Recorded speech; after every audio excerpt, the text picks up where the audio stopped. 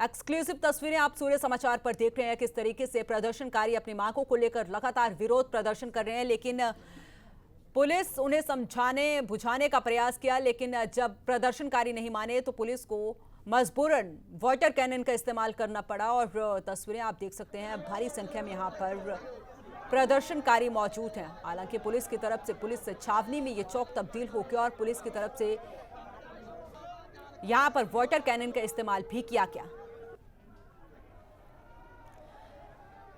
ज्यादा जानकारी के साथ हमारे सहयोगी तारा ठाकुर जुड़े हुए हैं। तारा, जानकारी चाहेंगे, क्या कुछ अपडेट मिल पा रहा है अब?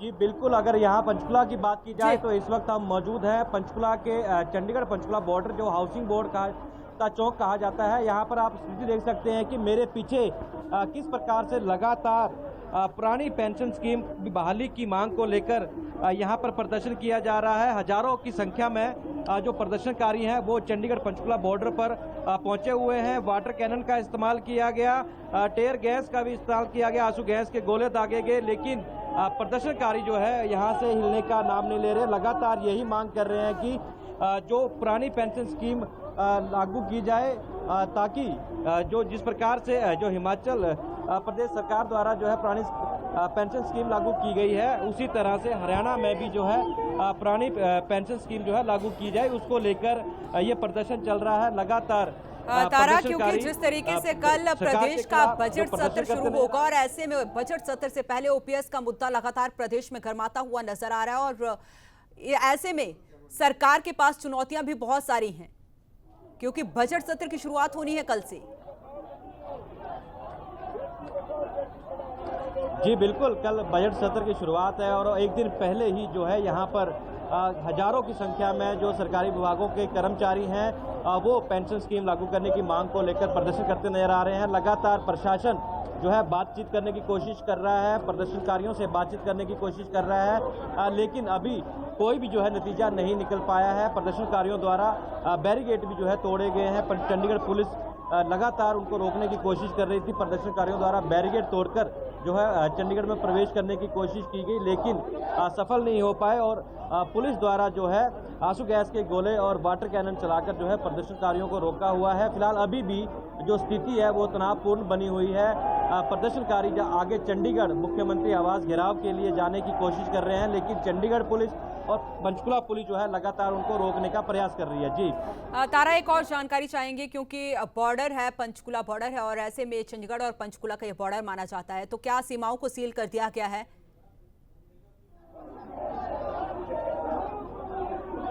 जी बिल्कुल, कई घंटों से जो है चंडीगढ़ पंचकुला बॉर्डर जो मुख्य मार्ग है हाउसिंग बोर्ड चौक, यहाँ से रोजाना लाखों की संख्या में जो है गाड़ियां यहाँ निकलती हैं, वो बुरी तरह से बंद किया हुआ है। लोगों को भारी परेशानी का सामना करना पड़ रहा है। ट्रैफिक जाम की व्यवस्था अभी जो है यहाँ पर अभी दुरुस्त नहीं हो पाई है, ट्रैफिक जाम हो रखा है और लगातार ये प्रदर्शन जो है और उग्र होता जा रहा है। लगातार प्रदर्शन कर रहे हैं, नारे लगा रहे हैं कि जो पुरानी पेंशन स्कीम है उसको लागू किया जाए। जी तारा, एक और जानकारी चाहेंगे, कितने लोग इस प्रदर्शन में शामिल हैं और अगर हो सके तो किसी प्रदर्शनकारी से बात करने की कोशिश कीजिए। जी बिल्कुल, यहाँ पर जो है पूरे हरियाणा से विभिन्न विभागों के करीब 10,000 के करीब जो प्रदर्शनकारी यहाँ प्रदर्शन कर रहे हैं। मेरे पीछे आप देख सकते हैं कि लगातार जो है यहाँ पर भीड़ यूं की त्यों बनी हुई है। प्रदर्शनकारी अपनी मांग पर अटके हुए हैं और उनका कहना है कि जब तक जो सरकार उनको आश्वासन नहीं देती है तब तक जो है उनका ये प्रदर्शन जो है जारी रहेगा। और देखिए किस प्रकार से हजारों की संख्या में जो है प्रदर्शनकारी यहाँ पर प्रदर्शन कर रहे हैं। एक हमारे साथ प्रदर्शनकारी, उनसे बातचीत करने की कोशिश करेंगे। क्या नाम है आपका? सर, मेरा नाम प्रवीण देसवाल है, मैं प्रदेश प्रवक्ता हूँ पेंशन बहाली संघर्ष समिति का। तो आज का ये प्रदर्शन है, क्या पूरे हरियाणा से यहाँ पर सरकारी कर्मचारी पहुंचे? आज पूरे हरियाणा का कर्मचारी यहाँ पहुँचा है और सरकार को ये जताना चाह रहा है कि सरकार, मुख्यमंत्री माननीय मुख्य खट्टर साहब हमको ये कह रहे हैं कि व्हाट्सएप के माध्यम से कि अगर आज हमने ओपीएस दे दिया तो सरकार घाटे में आ जाएगी, जबकि 2030 से पहले केवल 2% कर्मचारी रिटायर होने हैं, जबकि ये राजनेता अरबपति, खरबपति, करोड़पति हैं, ये अपनी ओल्ड पेंशन ले रहे हैं, जबकि एक नहीं ये 5-5, 7-7 पेंशन ले रहे हैं। एक मध्यम वर्ग का किसान का बेटा कर्मचारी, एक गरीब का बेटा, एक दुकानदार का बेटा आज एक पेंशन मांग रहा है। और वो भी कब? जब अपने 35 साल की, 30 साल की, 25 साल की नौकरी देने के बाद। शर्म आनी चाहिए इस तरह के बयानबाजी करने में। हम अपना हक मांग रहे हैं, वो भी संवैधानिक। बाबा साहब भीमराव अम्बेडकर ने संविधान में ये प्रक्रिया करी थी कि हरियाणा का मतलब पूरे भारत का कर्मचारी ओपीएस के लिए मान्य है। ये थी बात कर्मचारियों के लिए, लेकिन इन राजनेताओं ने अपने लिए ये पेंशन की बात कर ली, और एक नहीं 5-5, 7-7 पेंशन, जबकि सारे अरबपति खरबपति है।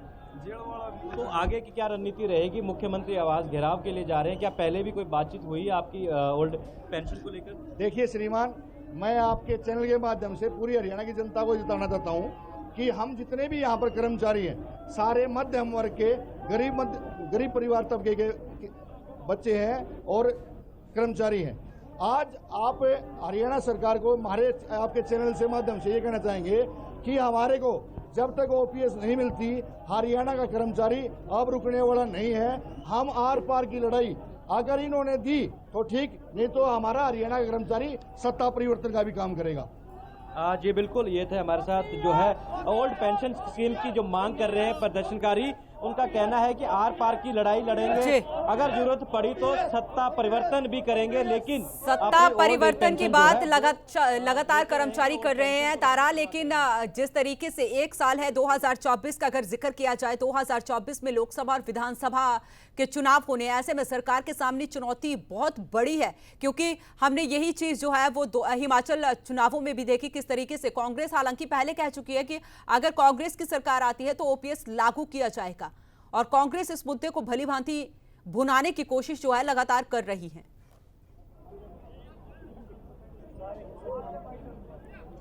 जी बिल्कुल, जिस प्रकार से हिमाचल प्रदेश पड़ोसी राज्य है, वहां पर यह है ओल्ड जो पेंशन स्कीम है लागू कर दी गई है, उसी के तर्ज पर यहाँ पर हरियाणा के जो कर्मचारी हैं वो मांग कर रहे हैं कि इनको भी जो है ओल्ड जो पेंशन स्कीम है उसको लागू किया जाए, और इसके लिए जो है लड़ाई अगर जारी रखनी पड़ी तो जारी रखी जाएगी। और लगातार इनके जो पदाधिकारी हैं उन्होंने खुला ऐलान कर दिया है कि आर पार की लड़ाई की जाएगी, सत्ता परिवर्तन तक की अगर जरूरत पड़ी तो वो भी किया जाएगा। अब देखना ये होगा कि अभी जिस प्रकार से स्थिति यहाँ पर तनावपूर्ण बनी हुई है और लगातार जो है प्रदर्शनकारी मांग कर रहे हैं, लेकिन अभी तक कोई भी जो पदाधिकारी या सरकार का नुमाइंदा इनसे बातचीत करने के लिए नहीं पहुंचा है, और देखना ये होगा कि इनका क्या तारा विपक्ष का कोई नुमाइंदा यहाँ पर बात करने के लिए, हालांकि मुख्यमंत्री मनोहर लाल ने तो साफ मना कर दिया है, सरकार ने तो बिल्कुल साफ मना कर दिया है कि ओपीएस प्रदेश में लागू नहीं किया जाएगा। अब देखना यही होगा, क्योंकि भारी संख्या में यहाँ पर कर्मचारी इकट्ठा हुए हैं और जिस तरीके से ये प्रदर्शन अब उग्र होता हुआ नजर आ रहा है, तो ऐसे में क्या विपक्ष का कोई नुमाइंदा यहाँ पर आया? जी फिलहाल अभी तक जो है ये जो प्रदर्शन है यहाँ पर जो सभी जो कर्मचारी हैं विभिन्न विभागों के, वो अपनी मांग पर जो है अड़गे हुए हैं, और इनका यही कहना है कि जो प्रदर्शन जो है उनका ये जारी रहेगा। कोई अभी राजनीतिक पार्टी द्वारा किसी तरह का कोई समर्थन इनको जो है नहीं दिया गया है, लेकिन आने वाले समय में राजनीतिक पार्टी जो विपक्षी पार्टी हैं वो समर्थन में जरूर उतर सकती हैं, क्योंकि एक बड़ा मुद्दा है हरियाणा का, और लाखों की संख्या में जो कर्मचारी हैं वो इस मांग को लेकर जो है पहले भी प्रदर्शन करते रहे हैं, लड़ाई लड़ते रहे हैं, और अब जो है बड़े लेवल पे राज्य स्तर पर जो है प्रदर्शन आज पंचकुला में किया जा रहा है। इससे कहीं ना कहीं बड़े स्तर पर प्रदर्शन किया जा रहा है। तारा, अगर हो सकता है तो आसपास की तस्वीरें भी दिखाएं हमें, क्योंकि वाटर कैनन का इस्तेमाल अब भी किया जा रहा है। जी बिल्कुल, अब जी अभी फिलहाल जो है स्थिति शांतिपूर्ण बनी हुई है। मेरे पीछे आप देख सकते हैं कि किस प्रकार से प्रशासन लगातार जो है कोशिश कर रहा है। चलिए दोबारा से संपर्क साधने की कोशिश करेंगे, लेकिन आपको बता दें कि ये तस्वीरें पंचकुला से सामने आ रही है, जहां पर आज ओपीएस के मुद्दे को लेकर कर्मचारी विरोध प्रदर्शन कर रहे हैं। एक्सक्लूसिव तस्वीरें आप सूर्य समाचार पर देख रहे हैं। आपको बता दें कि अगले कल से यानी 20 फरवरी से हरियाणा बजट सत्र शुरू होगा, और ऐसे में आज प्रदेश में ओल्ड पेंशन बहाली को लेकर जो है वो लगातार कर्मचारी विरोध प्रदर्शन कर रहे हैं, और करीब 10,000 प्रदर्शनकारी यहां पर शामिल हुए हैं। हालांकि प्रदर्शन इतना उग्र हो गया कि पुलिस को यहां पर वाटर कैनन का इस्तेमाल भी करना पड़ा। तो आपको बता दें कि पुरानी पेंशन की मांग को लेकर राज्य के कई विभागों के कर्मचारी पंचकुला में इकट्ठा हुए और यहां से चंडीगढ़ के लिए कूच कर रहे हैं, लेकिन पुलिस प्रशासन ने मजबूरन वाटर कैनन का इस्तेमाल यहां पर किया। और आपको बता दें कि प्रदर्शनकारियों का कहना है कि हम मुख्यमंत्री आवास का घेराव करेंगे। और आपको यह भी बता दें कि पंचकुला और चंडीगढ़ पुलिस ने कई सीमाओं को भी सील कर दिया है। ज्यादा जानकारी के साथ हमारे एसोसिएट एडिटर राज ठाकुर जुड़ चुके हैं। राज, जानकारी चाहेंगे, बजट सत्र से पहले प्रदेश में एक बार फिर से ओपीएस का मुद्दा गरमाया। बिल्कुल, देखिए लगातार हम देख रहे हैं कि ओपीएस के मुद्दे को लेकर इसी तरीके के प्रदर्शन देखने को पहले मिल चुके हैं और प्रदेशों में, लेकिन जिस तरीके से हरियाणा में ये मसला और ज्यादा गंभीर होता जा रहा है तो उसके दो फैक्टर्स हैं। पहला फैक्टर ये कि चुनावों की आहट कहीं ना कहीं प्रदेश में अब सुनाई दे रही है, और दूसरा फैक्टर ये कि लोकसभा चुनाव भी बहुत जल्द होने वाले हैं। ऐसे में आप कह सकते हैं कि लोकसभा और विधानसभा के चुनावों के मद्देनजर ओपीएस में जो लोग जुड़े हैं वो लोग लगातार इस कोशिश में हैं कि वो इस पूरे के पूरे आंदोलन को एक पेस दे पाए, और उस पेस के तहत ये तमाम चीजें की जा रही है। इस करंट प्रदर्शन की आप बात करेंगे तो आप देख पा रहे होंगे चीजों को कि कैसे किस स्तर पर लोग यहाँ पर पहुंच रहे हैं। और एक आप कह सकते हैं कि रे ऑफ होप मिली जब हिमाचल में सरकार में कांग्रेस पार्टी आती है और अपने जो घोषणा पत्र था उसी को उकेरती है, अपनी पहली कैबिनेट में नोटिफिकेशन होती है और ओल्ड पेंशन स्कीम को लागू करने की बात कर दी जाती है, यानी ओल्ड पेंशन स्कीम लागू कर दी जाती है। वो फॉर्मूला राज यहाँ पर जैसे आपने हिमाचल का जिक्र किया, हमने भी देखा कि किस तरीके से चुनावों में ओपीएस के मुद्दे को, हालांकि वहां पर भी इसी तरीके का प्रदर्शन जो था बीते कई महीनों से चल रहा था और कांग्रेस ने इसको भुनाने की पूरी कोशिश की, लेकिन आज हरियाणा में भी यही हो रहा है। और अगर एक साल का जिक्र करें, एक साल बाद चुनाव होने हैं लोकसभा विधानसभा के, तो ऐसे में तो सत्ता पक्ष के पास चुनौतियां बहुत सारी हैं। बिल्कुल, बहुत ज्यादा चुनौतियां हैं, और दूसरी तरफ आप देखते हैं कि ये तो कह दिया जाता है सीएम की तरफ से कि अगर ओपीएस को लागू किया जाता है तो प्रदेश 2030 तक दिवालिया हो जाएगा। लेकिन जो रे ऑफ होप की मैं बात कर रहा था, वो रे ऑफ होप हरियाणा को खास तौर पर दो तरह से जगी। ओल्ड पेंशन स्कीम को जो लोग लागू करवाना चाहते हैं, जो गवर्नमेंट एम्प्लॉयज है, उनके लिए भी जगी, और जो कांग्रेस पार्टी सिमट रही थी पूरे देश में, कांग्रेस पार्टी के लिए भी जगी कि ओपीएस के मुद्दे पर आप सत्ता पर वापस काबिज हो सकते हो। तो ये दो फैक्टर बहुत इंपॉर्टेंट है। और आप अगर देखेंगे तो एक जन सैलाब हुजूम पंचकुला में नजर आया इस ओल्ड पेंशन स्कीम की बहाली को लेकर, और भारी तादाद में यहाँ पर प्रदर्शनकारी नजर आए, और उसके बहुत से फैक्टर्स हैं। आप देख रहे हैं कि कांग्रेस पार्टी खुद को मजबूत करने के लिए कहीं ना कहीं, क्योंकि अगर हम सीटों का जिक्र करें तो बहुत डिफरेंस नहीं है बीजेपी और कांग्रेस में। हालांकि बीजेपी जो है अभी गठबंधन में है, अपने दम पे सरकार नहीं बना पाई है गठबंधन में, और ऐसे में कहीं ना कहीं इस चीज का खामियाजा बीजेपी को 2024 में ना भुगतना पड़े। देखिए, इसमें बहुत सी चीजें हैं, और कुछ भी कह देना अभी जल्दबाजी रह सकती है। उसका रीजन ये कि लोकसभा के चुनाव आने हैं, और हम जानते हैं कि बीजेपी से बेहतर चुनाव लड़ना मौजूदा दौर में तो कोई दल नहीं जानता। ऐसे में क्या ओपीएस को लेकर सॉफ्ट होता हुआ सेंटर नजर आएगा? क्या लोकसभा से पहले कुछ इस तरीके के ऐलान हो सकते हैं? ये बहुत इंपॉर्टेंट है। अगर इस तरीके के ऐलान होते हैं तो फिर आप कह सकते हैं कि लोकसभा के बाद ही विधानसभा के चुनाव हरियाणा में होंगे। अगर लोकसभा में सॉफ्ट केंद्र होता है तो ऑटोमेटिकली हरियाणा, या फिर आप कहें कि बीजेपी भी सॉफ्ट होती हुई नजर आएगी। तो उसे डाइल्यूट करने की जो कोशिश होगी, और कांग्रेस जो लगातार चाह रही है कि वो इसी मुद्दे के साथ आगे बढ़ते हुए सत्ता पर काबिज हो जाए, उससे एक झटका लग सकता है। लेकिन अगर ऐसा नहीं होता तो फिर इसका सीधा झटका आप कह सकते हैं कि बीजेपी को लग सकता है, प्रदेश में भी, सेंटर में भी। किस तरीके से इसे लोग देखते हैं ये बहुत इंपॉर्टेंट है, किस तरीके से, क्योंकि हम जब बात करते हैं एम्प्लॉयज की, गवर्नमेंट एम्प्लॉयज की, तो आप अगर अमूमन एक सरकारी नौकर की बात करेंगे तो एक सरकारी नौकरी पेशा शख्स जो है वो 4 से 5 लोगों पर सीधा असर डालता है। अगर आप वही जो प्रदर्शन कर रहे हैं कर्मचारी, 1,74,000 के करीब प्रदर्शनकारी हैं प्रदेश में, जो ओपीएस के मुद्दे को लेकर लगातार ये कह रहे हैं कि ओपीएस बहाल होना चाहिए।